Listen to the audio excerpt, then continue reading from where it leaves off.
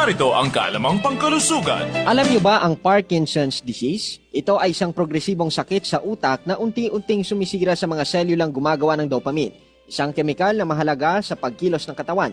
Dahil dito, nakakaranas ang pasyente ng panginginig, paninigas ng kalamnan, mabagal na paggalaw at problema sa balanse. Mayroon ding mga hindi pisikal na sintomas tulad ng depresyon, anxiety, hirap sa pagtulog at pagbabago sa boses o muka.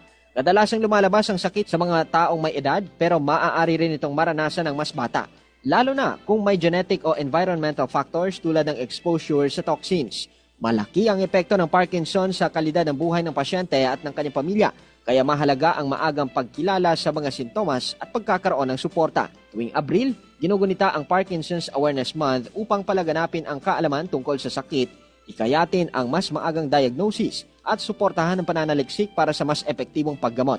Kaya't sa pamamagitan ng edukasyon, pagkilos at malasakit ng komunidad, mapapalakas natin ang suporta para sa mga may Parkinson's at kanilang mga tagapag-alaga. Halim Abbas, NDBC, Bida Balita.